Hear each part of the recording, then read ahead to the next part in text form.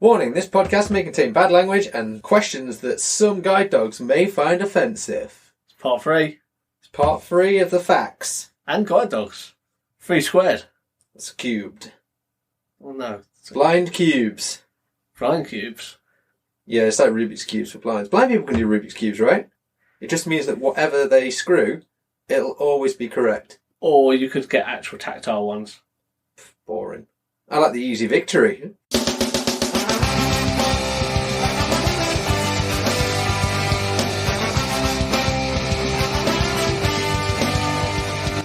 Welcome to the Seesaw Podcast with T and Cleaves. Each week, offering up a delayed perspective on life. And welcome to a brand new episode, at least until the next one's released, of Seesaw Podcast, coming from floor 111. A lot of floors. Well, I was going up in like little increments, and then last week you said 95, and it's like you just jumped up like 60 floors. We did a lot of work in a week. The builders really got on it.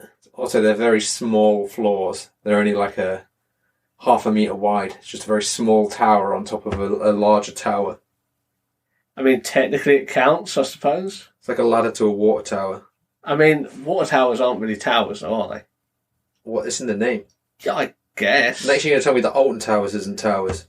Well, there's no towers there, are there? I assume it's like the towers that they get in the little like chateau-y house thing. God damn, let's move on. How things? So yeah, things are adequate at the moment. Good. Plodding along, same old, same old. I will have something interesting to say one day. How are you, in any case? I'm alright, mate. Gearing up. To the races. Going to the races, yeah, well. I'll have been by the time this comes out. Pre-recording this one. So, just read a story just before recording. It just got me a bit angry. And it was about train company, like National Rail. So, recently, a disabled woman who had pre-booked her train to come back from Liverpool got to the station, asked staff for assistance. She was in a wheelchair, electric wheelchair user. Asked staff to help her onto the train. It was the last train of the night. They said, yeah, fine. Train rocks up, doors open. 15, 20 seconds later, doors close, train pulls away. They didn't actually radio. Then they said, we'll get you a taxi, going back to Crewe, I think it was. And then after 20 minutes, they came back and said, no, we're not actually getting you a taxi. You just have to leave. The taxi would have been too expensive. That's exactly the point, you know what I mean? And it's like, I know human error happens, but you pay for that consequence. Yeah. She shouldn't have had to be the one to pay for that incompetency. I think luckily she did manage to get a hotel overnight in Liverpool, but that's not the point. No, she'll probably be able to claim it back if she complains enough. Yeah, well, the statement from National Rail said that she didn't book ahead, but then I think she tweeted her booking reference like after she had that response, and she had, so it was just a lie. Basically just trying to get rid of the accountability. But I suppose... Do you know what she could have benefited from? Access card? An access card. If she'd have turned up, right, with that card that had a little picture of a wheelchair on it, maybe they'll have known then that she was in a wheelchair. Maybe they would have How else would they have known? Yeah, I know. I mean, you need the card to prove everything. Yeah, so it was just a story that pissed me off. I was like, okay, this just, again, shows a double standard, you know what I mean? Like, if she wasn't able to get a hotel, she would have been stranded in Liverpool. And it isn't as though she was like rushing to get the train and then the train doors shut, you know, in the classic fashion. And you're like, oh no, I'm fucked. She was literally there waiting, but no one came to help. And that's bullshit. That's absolute bullshit. And then they lied about it. And anyway, I don't think you should have to book. I think it's helpful to companies. I think it's a courtesy if you do. But I think that if you're in a wheelchair, you should be able to rock up to any train station who has a member of staff on duty, and they should be trained, willing and able to get you on that train, regardless if you show up without a booking. Yeah, that's fair. So, as we said... On to business. On to the business. Arguably, that was the business. Yes. This is the pleasure. And this is the third one, the trilogy. Everyone knows that the third one is always better than the second, but not quite as good as the first. But it's a double trilogy, like we said, so this is our third guide dogs-based episode and our first FAQ episode. So, FAQs. You know this... I know. No. Some people might not know. Who? New listeners, don't we? I know, but they're also new to the internet. Maybe. So, if you're new to this style, what we do is we go onto Google and we type in the first part of a sentence, usually do with disability or blindness. This week is going to be to do with guide dogs. And then we look at the frequently most asked questions, and then we will answer them in our own seesaw goodness. It's like a sauce that you would never want on your chicken. That's sea sauce. So we'll see what we can bring up. We're going to do it all on guide dogs this week. Let's start off with what do guide dogs? Okay, here's one. What do guide dogs eat?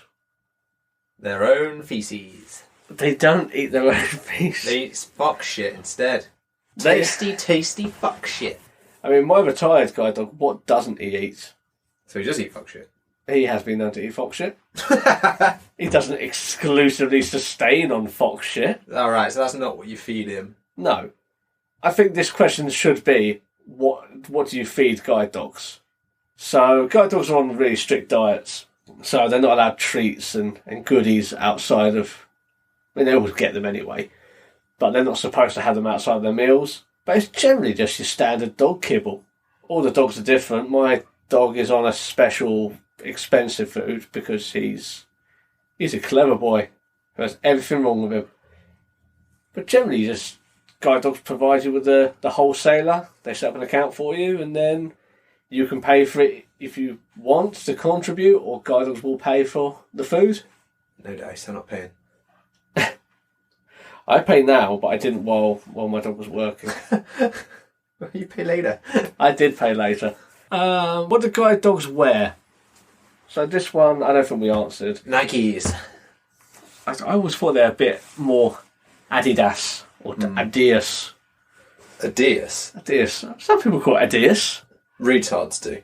Well, that's not me. Just your dog. Just my dog. So guide dogs will wear a harness, which goes across the chest. I think they meant what fashion apparel do they get to wear.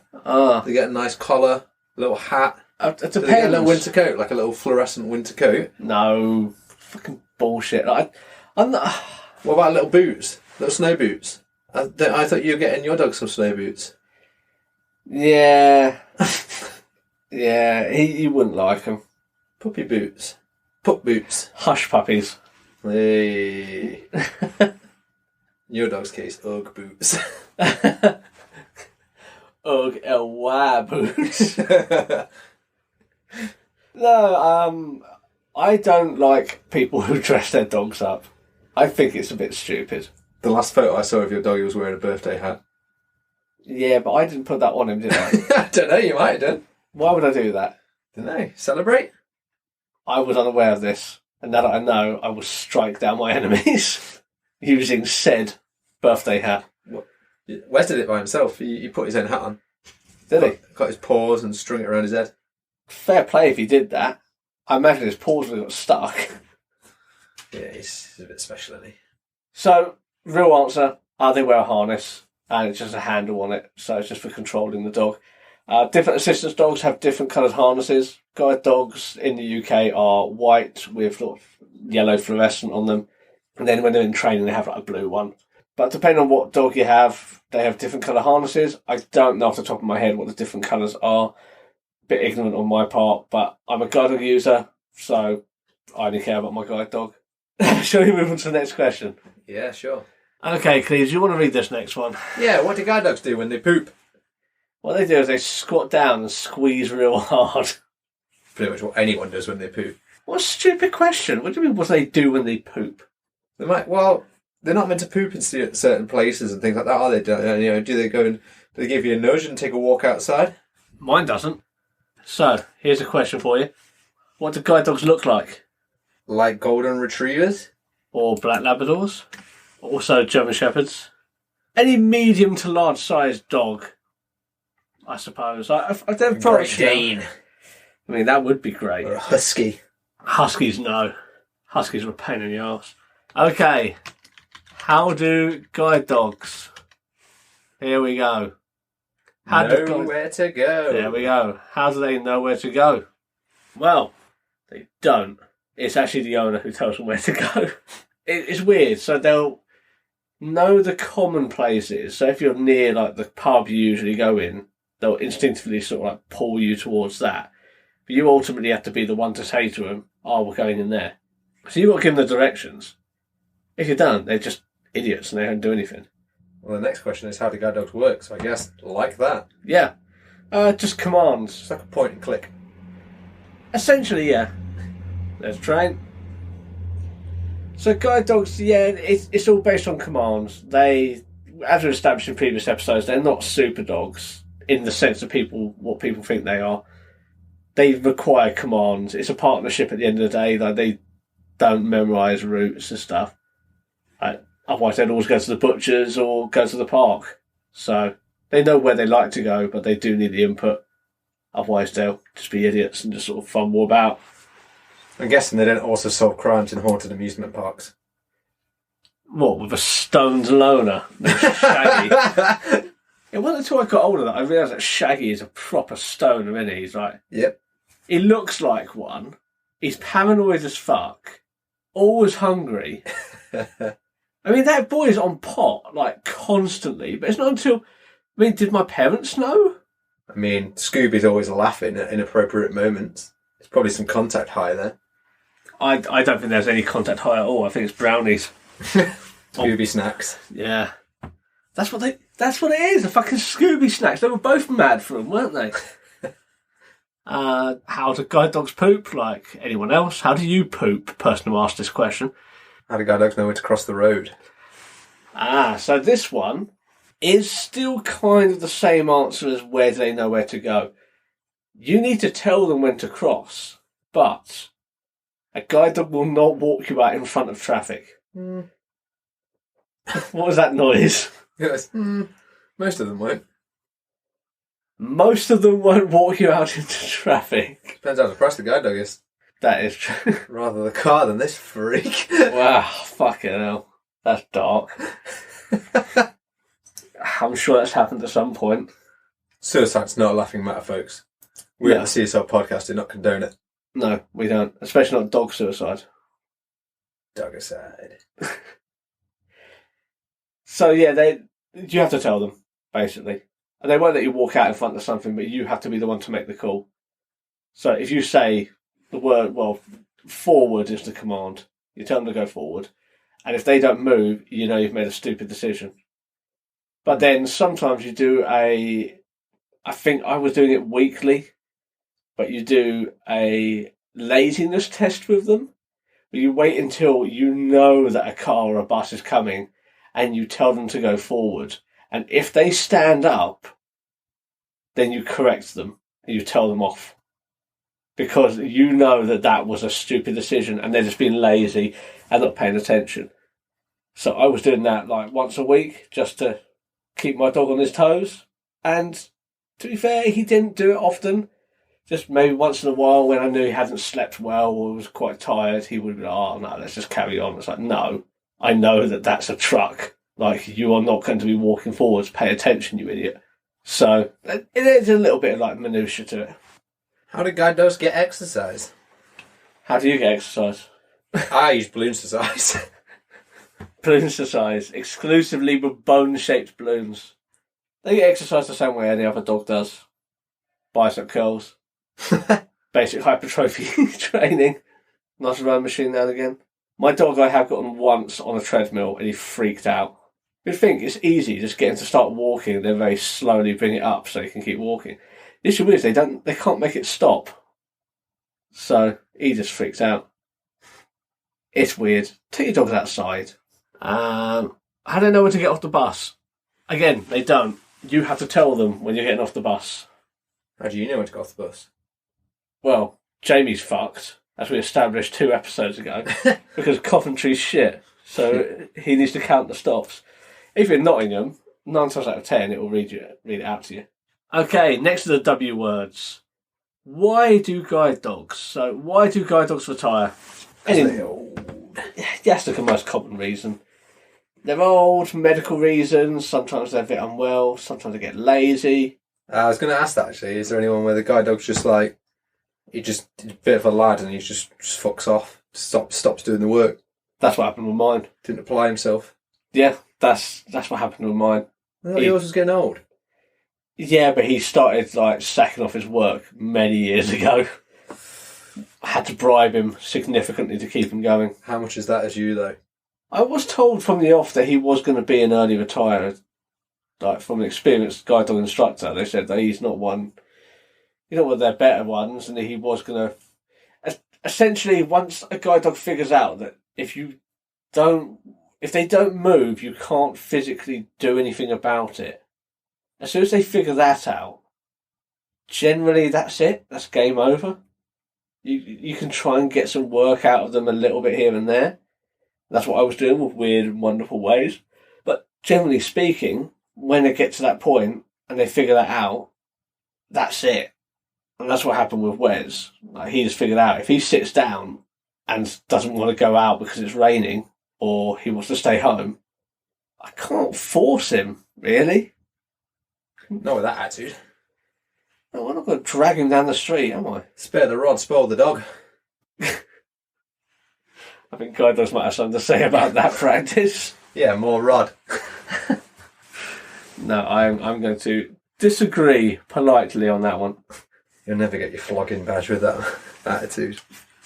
I told you I have never been in Cub Scouts. I don't know what you do, you sick people. But why do guide dogs look so sad? It's just their face. Or their owner. No, because... It's probably because they've been hitting them so much with that rod. But really, the guide dog should know that it's down to them, because if they did the work in the first place, they wouldn't have had to be rodded. So here's a disclaimer, and I don't think I have to fucking say this, but I have never struck my guide dog in any way. With a rod. Especially not with a rod. Guide dogs, it's just the way they look. Dogs just look sad sometimes. They haven't got expressive faces, so don't read into it. Yeah, guide dogs... Nah, full of shit, mate. He also has a sad eyes. Those are just his eyes. Sad eyes. Yeah, but it's just his eyes. Maybe he's feeling quite sad. He's only one wrong move away from walking into that car, mate. Kablamo! God damn it. You're going to be done. Yeah, I think we should say this again.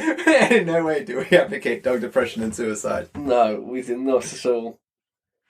No, my dog was always happy working. People always said, "Oh, Danny looks sad." With the right encouragement. God. He was always happy working until the day that he just had enough. But he was always happy working, and people always said he looked miserable. It's like, no, he's fine. Like, really, he's fine. I'm often miserable when I work. Yeah, aren't you? Okay, here's a good one. So I'm going to put two together here, because I know that there's another one coming up in a second, but I'm going to just bunch them together. So first one is, why do guide dogs walk so fast? Well, they're trying to get away from the rod that Cleaves has. It's not how fast they walk, it's what they walk into quickly. For fuck's sake.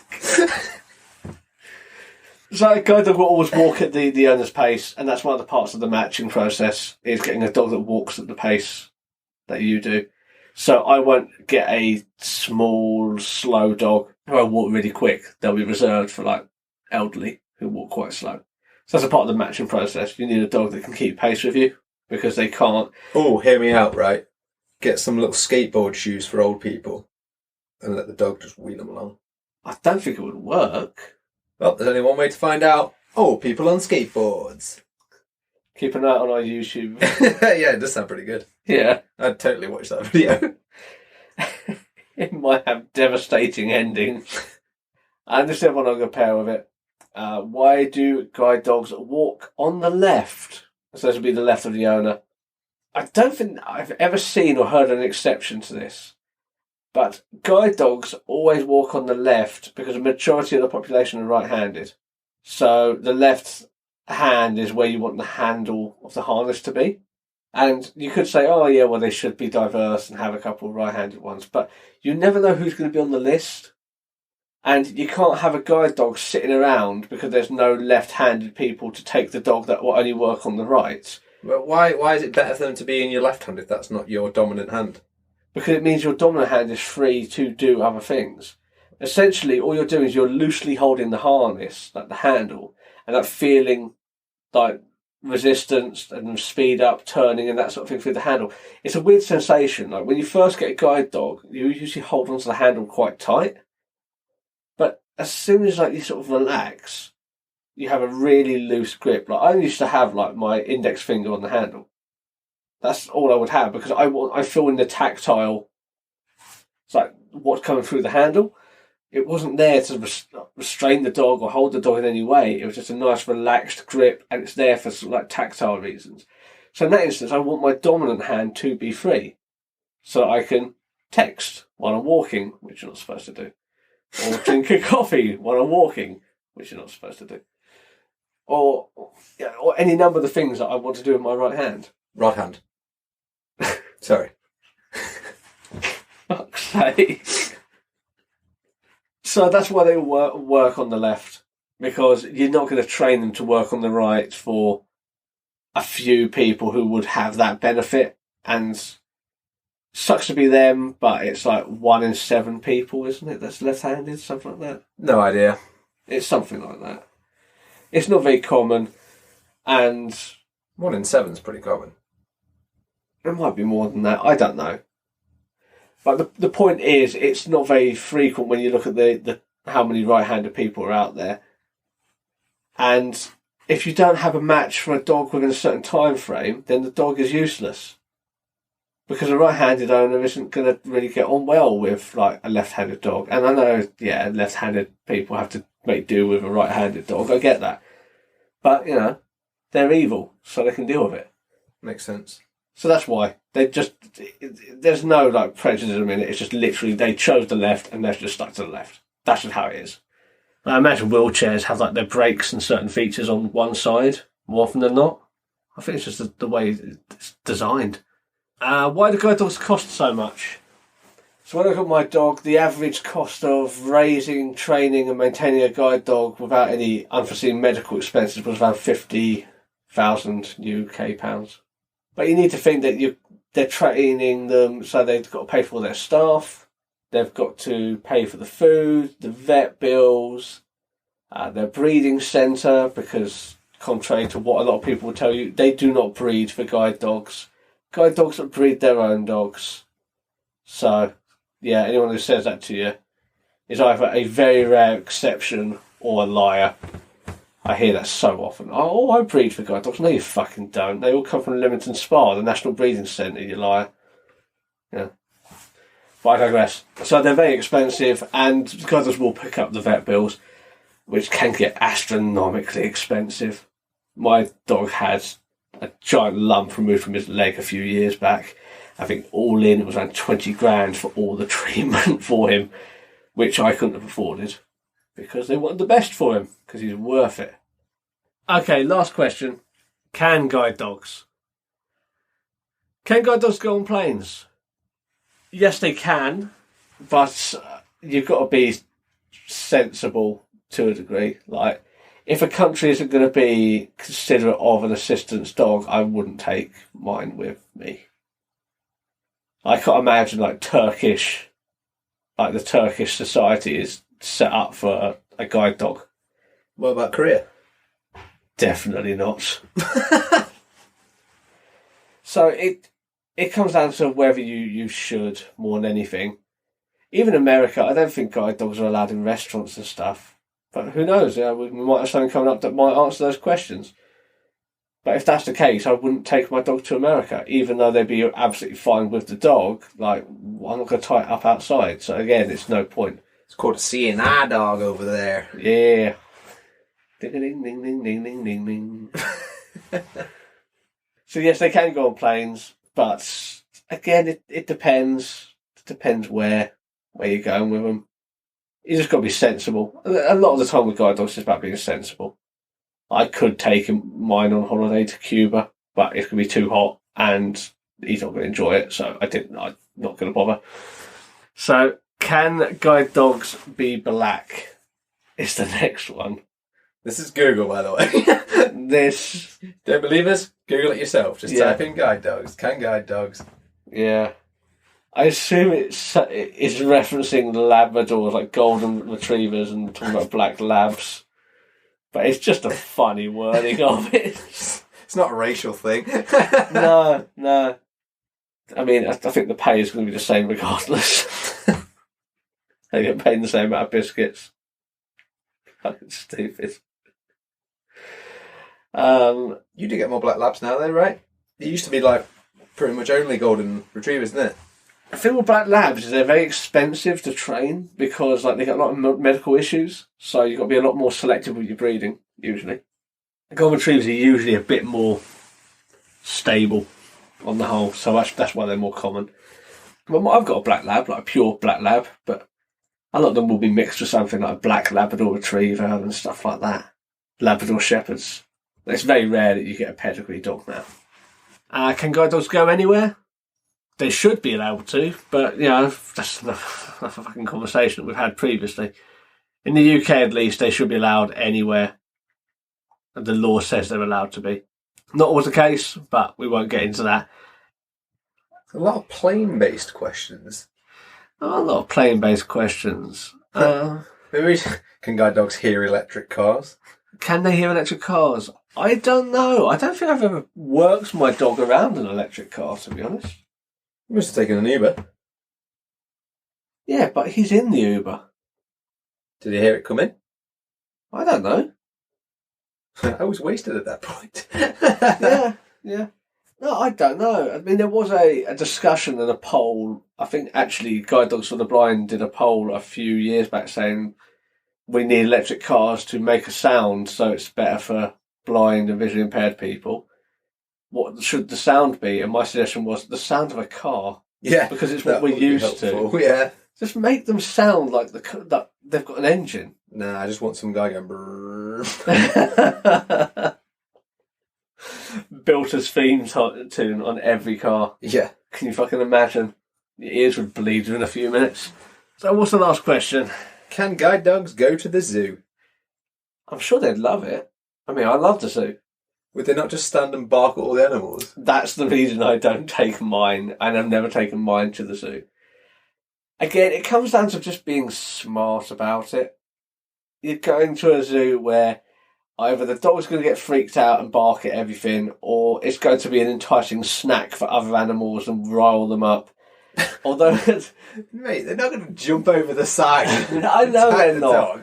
I mean, they might. Yeah, it depends how much butter you put on them. Oh, maybe you should take Wes to a safari park. Have him in the back. Oh, good fucking lord! Can you imagine? Just a lion scratching at your back window. I think I would have to let my insurers know about that before I went. So how did this happen, sir? Oh, well, it turns out I put an entree in my boot and drove around the safari park. I didn't think they'd be bothered. So I think a zoo would be accommodating. I think if I phoned up a zoo and said, I'm going to come, I've got a guide dog, is that okay? I'm pretty sure they'd turn around and say, yeah, that's fine. We'd recommend you don't. But if you need to, that's fine. I don't think they'd push back. I just think it would be it comes down to, is it sensible to do that? And I would say, probably not. Get that free carer's ticket. Get your access card and get your carer. You don't need an access card for a carer ticket. No, you fucking don't. And on that's all the questions we're going to be doing today. I hope you found this insightful. It was mainly me talking, but Cleaves has never had a guide dog, so he doesn't know the answers to these questions. I know the answer to most of them. Rod. Yeah, the rod was your answer to a lot of them. That has to be said, but that's not an answer that I would condone. We don't condone violence, especially dog violence. Especially in public. I'm going to say at all. Again, I have never struck my dog. I don't feel like you should have had to say this at the beginning of the episode. I think I might have to put one of my other classic disclaimers at the start of this. Before we start, let me just say I've never hit my dog, and then just go into the episode. I mean, if that ain't going to scare people off, I don't know what will. Well, your voice doing the disclaimer at the start will scare people off. Is there such a thing as guide dogging? I hope not. Basically, this is what's happening, right? For some reason... Oh, please explain. You've got a free carer, right? Right. And you drive up to a local nature reserve, You got the guide dog in the back, you got your free carer, and then you being blind, they kind of, you basically just fuck on the bonnets. Huh. Guide dogging. Coming to a abandoned spot near you. You know what, though? You do get people who are carers and like personal assistants for disabled by trade. I would love to get someone on to say at what point do you draw the line to say I'm not doing that. I mean, probably when they ask you to go guide dogging. Yeah, but what if your let's say client who's paying your wage? It's like, I want to go see a prostitute on my lunch. Oh, is it mean like a paid carer? Yeah, not just a friend. No. That'd be interesting. Where's the line there? Because it's not an illegal act. The line is pretty much where you used to live, mate, next door. The lines are in the zoo. Good one. Da-da-da-da-da-da. Let's finish. Let's finish. Let's not digress. We could go down a rabbit hole here. And we no longer live where I used to live. So, what you can take from this, guide dogs yay, beating them nay. Okay. I'll see you next week. See you next week. Again, like, subscribe, rate, review, share with your friends. Come on, get people on here. We're actually getting quite good traction at the moment, so. Yeah. And don't beat your dogs. Unless they've done something bad. Beat Cleaves. Thanks for listening to the Seesaw Podcast. You can find us on Facebook at Seesaw Podcast, Twitter, Seesaw Pod. You can email us at seesawpodcast@gmail.com. You can also find us on TikTok and Instagram at Seesaw Podcast or Seesaw Pod, depending on which one we want. But get us on the other places.